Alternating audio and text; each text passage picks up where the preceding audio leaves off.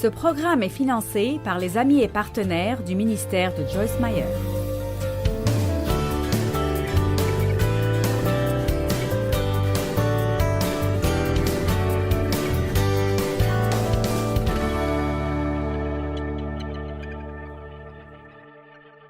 Nous allons parler de l'intégralité physique, de la santé physique.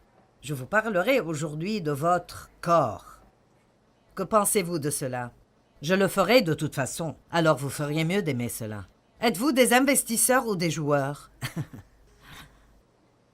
Qu'est-ce que je veux dire par là? Eh bien, investissez-vous dans la bonne santé maintenant pour récolter la bonne santé plus tard?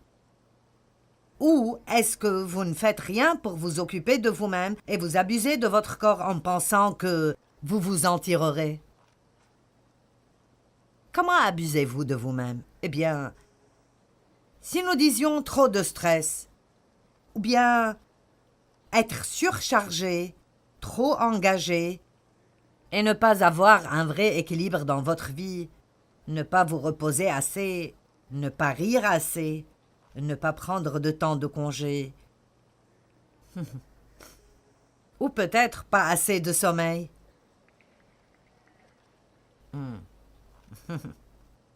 Êtes-vous enthousiasmé ou pas? Moi, je le suis. Ou peut-être l'inquiétude, l'anxiété. Qu'est-ce qui arrivera dans le monde? Qu'est-ce qui arrive avec le gouvernement? Qu'est-ce qui arrivera avec mes enfants ou après ma retraite? Eh bien, j'ai une autre idée. Et si nous vivions aujourd'hui?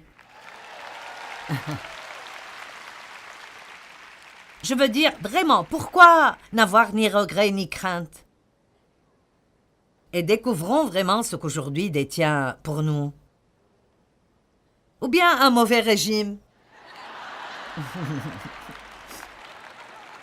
Eh bien, chérie, je suis ici pour t'aider aujourd'hui.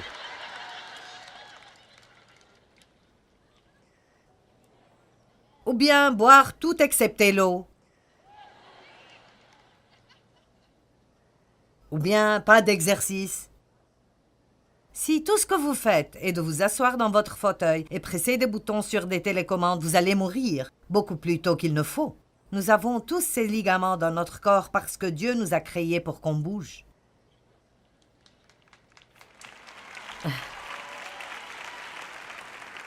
Maintenant, quelqu'un pense probablement, eh bien, attends une minute, j'ai beaucoup de problèmes. Je ne suis pas venu ici pour parler de mon corps. Laissez-moi vous dire pourquoi ceci est important. Comment vous vous sentez physiquement? Comment vous prenez soin de vous-même ou ne prenez pas soin de vous-même affecte toutes les autres régions de votre vie. Toute autre région de votre vie, elle vous affecte spirituellement. Vous vous sentez misérable et vous êtes fatigué parce que vous n'avez pas dormi pendant 3 nuits. Vous ne voudrez pas prier. Vous n'allez pas pouvoir étudier la parole et vous concentrer parce que votre pensée est complètement épuisée. Allez maintenant, ça vous affecte. Ça vous affecte. Ça vous affectera mentalement. Ça vous affectera émotionnellement. Et je pense que beaucoup de gens essayent d'arranger toutes ces autres choses. Ils veulent être forts spirituellement, ils veulent être stables, ils ne veulent pas s'inquiéter tout le temps, mais ils font un travail misérable quand il s'agit de s'occuper d'eux-mêmes et ils se sentent mal tout le temps. Dieu ne nous a pas créés pour que nous nous sentions mal. Il ne nous a pas créés pour que nous ayons mal partout de notre tête jusqu'au bout de nos pieds. Je ne pense pas que c'est le meilleur que Dieu a pour nous si nous devons vivre dans un bureau de docteur et dépenser tout notre argent en payant des factures médicales. Merci Dieu pour toute l'aide médicale. Je l'utilise aussi, mais je ne pense quand même pas que c'est le meilleur que Dieu a pour nous. Et je crois que le stress est la cause de maladie numéro 1. Parce que le malaise, c'est quand vous n'êtes pas à l'aise. Et moins nous sommes à l'aise, plus nous avons des maladies. Ma fille m'a raconté une histoire intéressante. Elle a dit que je pouvais partager ceci avec vous. Elle a dit, j'ai juste eu une semaine très, très difficile. Elle a dit, je veux dire, j'ai agi vraiment mal. Elle a dit « Je me suis énervée plusieurs fois et j'ai mal agi avec ma famille. J'ai dû leur demander pardon. » Elle a dit « Je me suis énervée à la salle de gym. Et j'ai dit des tas de choses là-bas que je n'aurais pas dû dire. » Et elle a dit « J'ai eu une semaine difficile. » Et elle est vraiment une bonne fille et elle aime vraiment Dieu. Donc, cela ne ressemble pas à son caractère. Et elle a dit, quand je me suis arrêtée pour... Écoutez, elle a dit, quand je me suis arrêtée pour prier, et elle a dit, j'ai beaucoup pleuré. Je combattais le découragement. Donc, nous avons tous ces problèmes mentaux et émotionnels. Et elle planifie, et donc elle aime accomplir des choses. Elle travaille dur et elle aime accomplir des choses. Eh bien, quand quelque chose d'autre arrive, ce qui se passe toujours, est-ce que quelqu'un a remarqué que votre plan ne marche juste pas à 100%?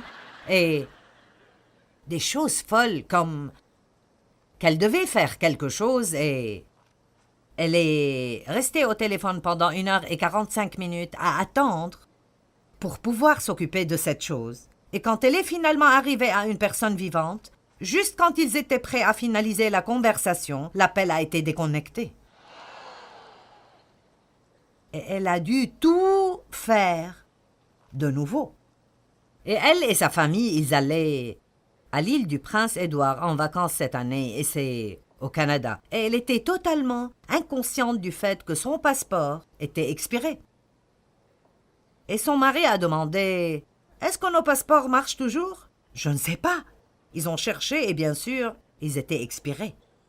Ils ont pensé que ce serait facile d'en faire un. Ils ont découvert que ceci était un cauchemar aussi. Je ne suis même pas sûre qu'ils les auront à temps. Ils attendent au bureau de poste, ils attendent dans la file, etc., etc., etc. Donc, ça l'a juste rendue folle. Vous savez, si vous vivez sur le bord,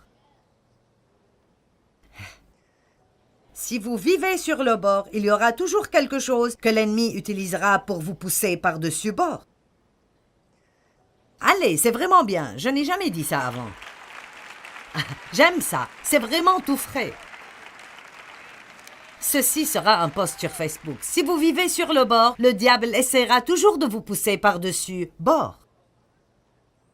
Et trop de personnes font cela aujourd'hui. Ils se fatiguent. Puis si quoi que ce soit d'autre arrive, c'est comme... Ah! Je sais que personne d'entre vous n'est comme ça, mais je peux toujours être ainsi si je ne fais pas attention. Dieu merci, je ne suis plus comme ça aussi souvent que ça, mais je vivais comme ça. Et il y a beaucoup trop de chrétiens qui vivent comme ça. Et nous devons commencer à prendre mieux soin de nous-mêmes. Donc, de toute façon, elle a dit quand elle s'est assez calmée pour commencer à prier, Dieu, quelle est la racine de cela? Si nous continuons à voir la même chose arriver encore et encore et encore, pourquoi ne pensons-nous pas assez intelligemment pour dire « Seigneur, quelle est la racine de ce problème? » Parce qu'il y a une raison. Vous savez, si vous aimez Dieu de tout votre cœur et vous allez à l'église, vous étudiez la parole et pourtant vous avez un mauvais tempérament, vous explosez à chaque fois que vous vous tournez, il y a une racine là que vous devez trouver. Parce que là où il y a une racine pourrie, il y aura toujours du fruit pourri.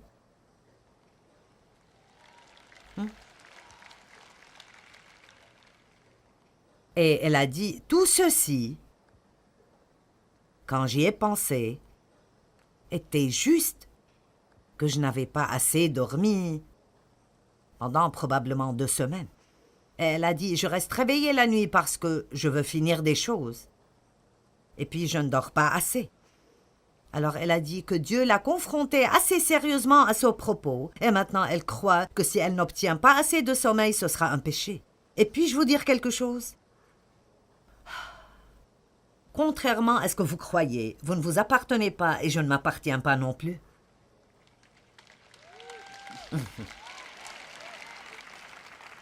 Et juste pour être honnête, tout chrétien qui a cette attitude, eh bien, c'est ma vie, je peux faire tout ce que je veux. Alors vous n'avez pas encore lu la Bible. Vous pouvez faire ce que vous voulez, mais Dieu nous offre la possibilité d'être guidés par le Saint-Esprit dans la vie avec un V majuscule. Nous avons parlé la nuit dernière à propos de comment la Bible dit qu'il y a une vie qui nous est offerte. Et ce n'est pas une vie où vous respirez et vous marchez seulement, c'est la vie comme Dieu l'a. La vie, Zoé, est la vie comme Dieu l'a. Mince, quel genre de promesse merveilleuse est ceci. Et vous savez, je connais aussi un autre jeune homme, quelqu'un que je connais depuis un bon moment. Et ce gars avait un mauvais tempérament et c'était difficile de s'accorder avec lui, et guénard et irrité tout le temps, et pourtant, il avait été un chrétien pendant très longtemps. Et tout le monde est arrivé à la conclusion, c'est juste comme ça que tel et tel est. Et il a fini par, à travers une série d'événements, changer ses habitudes de nutrition et aller s'entraîner. Il s'entraîne maintenant chaque jour. Je ne peux pas faire ça, mais je crois en l'exercice. Je pense que nous n'en faisons pas assez dans notre vie de tous les jours. Dans le temps, les gens ne devaient pas payer pour s'exercer. Ils s'entraînaient dans leur vie de tous les jours. Mais nous ne devons pas suer. Nous n'avons pas à faire ça. Nous pressons des boutons et la vaisselle est faite. Nous pressons plus de boutons et la télé s'allume. Et nous montons et nous descendons sur l'escalier roulant ou dans l'ascenseur. Nous nous énervons si nous n'avons pas de place de parking à côté de l'entrée. Et bonté divine, nous ne devrions pas suer, ça ferait sortir certaines toxines qui nous tuent. Donc, c'est dur pour moi de croire le changement en cet homme dont je parle, après avoir changé son régime alimentaire et commencé des exercices. Et je vous dirai une chose, mieux vous vous sentez physiquement, mieux vous vous sentez à propos de tout. Ça vous donne plus de confiance, ça vous donne plus d'audace. Vous marchez plus droit, vous êtes plus énergétique, vous voulez être impliqué dans des choses. Et je vous dis maintenant, peut-être que vous avez une maladie et il y a des choses à propos desquelles vous ne pouvez rien faire, mais commençons à faire quelque chose à propos des choses dont on peut s'occuper.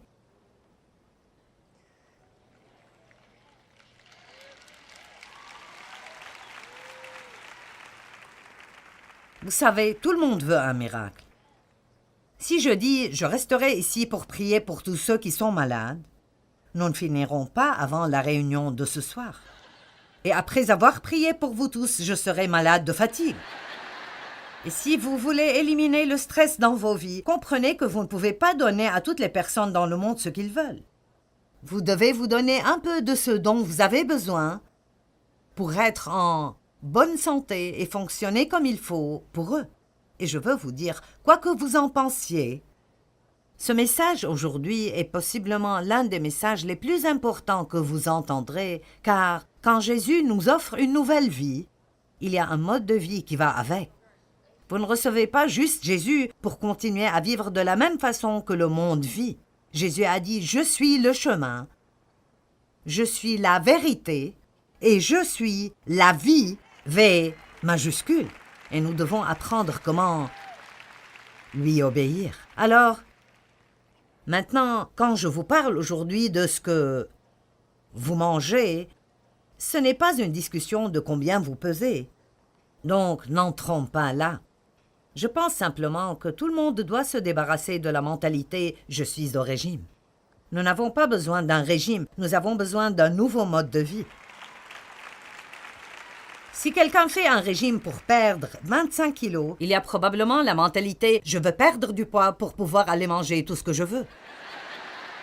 Eh bien, nous savons où cela mène. Vous passez toute votre vie à passer par le même cycle encore et encore. Nous ne devons plus penser « je fais un régime », mais plutôt « je vais apprendre à vivre comme il faut ».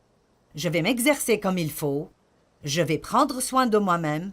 Je vais manger des choses qui sont agréable à mes papilles, mais je ne mangerai pas des cochonneries tout le temps. Pour honorer Dieu, je prendrai soin de moi-même et je pense que je peux vous faire une promesse. Si vous n'avez pas une maladie métabolique, et c'est le cas pour certains, vous finirez par peser le bon poids pour vous sans faire un régime.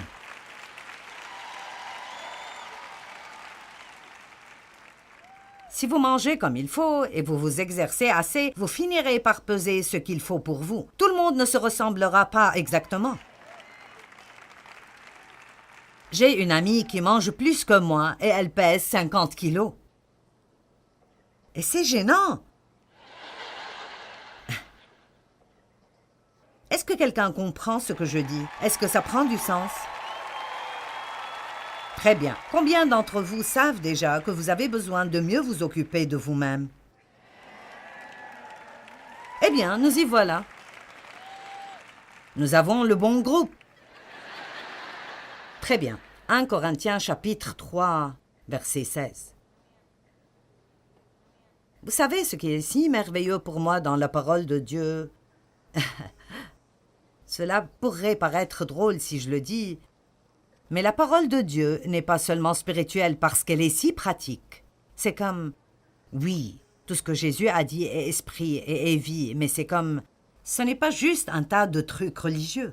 Je veux dire, Dieu s'occupe de chaque domaine pratique de nos vies. 1 Corinthiens 3, 16. Maintenant, vous savez quoi? Ceux d'entre vous qui font déjà les bonnes choses, vous pouvez juste dire Amen. Amen. Juste dans votre cœur, vous dites oui, c'est bon. Amen, amen.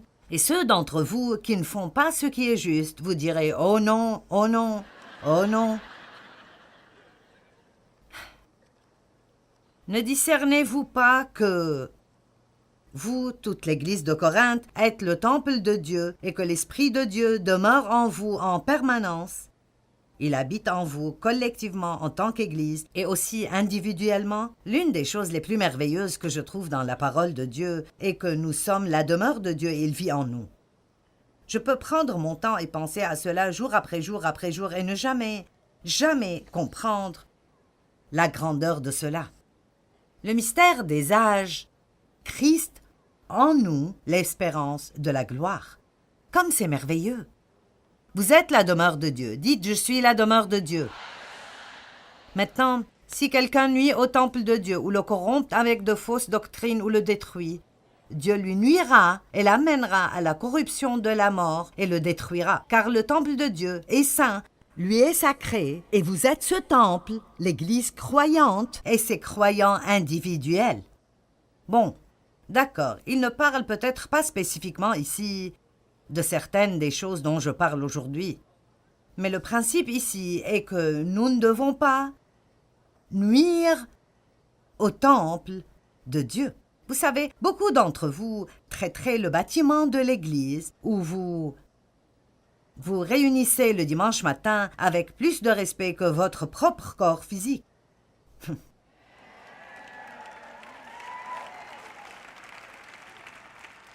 J'aime cette partie de la salle. Ils se comportent beaucoup mieux que vous, les gars. Vous allez devoir les rattraper ici.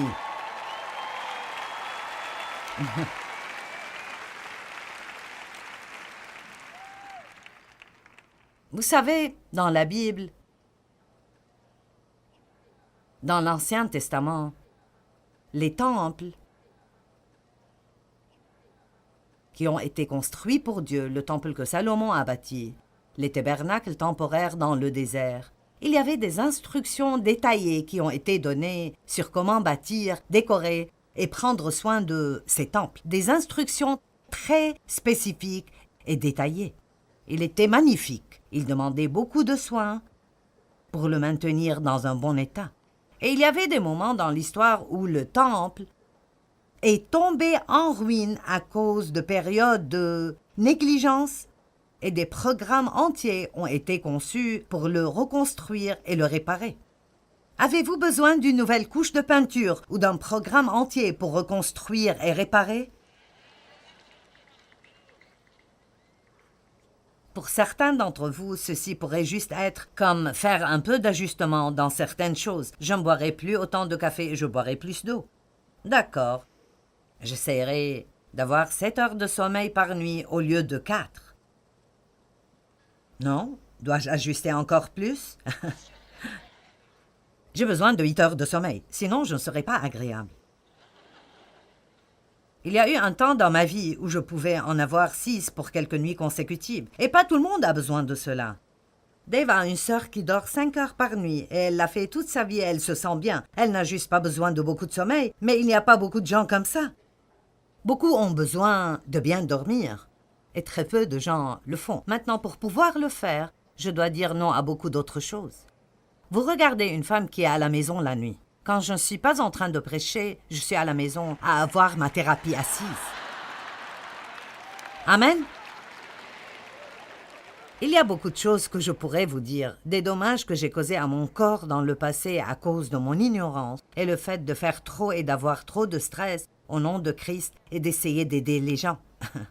C'est plutôt intéressant. Vous ne pouvez pas briser les lois naturelles de Dieu, même si vous pensez que vous le faites pour le servir et vous en tirer. Je me suis rendu malade en travaillant dans le ministère, et je peux vous montrer un autre gars dans la Bible, Épaphrodite, qui est presque mort parce qu'il travaillait si dur dans le ministère. Donc, Dieu nous dit qu'il y a certaines choses que vous devez faire pour prendre soin de vous-même, sinon les choses ne marcheront pas bien. L'une des choses que j'ai faites était de fatiguer mes glandes surrénales, et donc je dois toujours supporter certains des effets de cela. Et donc, il y a un petit produit chimique dans votre corps appelé cortisol, et il est supposé être haut quand vous vous réveillez. Puis il baisse quand vient l'heure d'aller au lit la nuit pour que vous dormiez. Eh bien, le mien est comme ça. Il est bas le matin et haut la nuit. Donc, pour que je puisse le baisser la nuit, j'ai besoin de 3 heures de paix et de silence absolu. Et puis, je peux aller au lit et dormir vraiment bien pendant 8 heures. Donc, cela veut dire que je dois dire non à sortir chaque nuit avec tous mes amis et à être impliqué dans tout ce qui se passe. Maintenant, vous ne devez pas faire ce que je fais, mais vous devez découvrir ce dont vous avez besoin. Allez!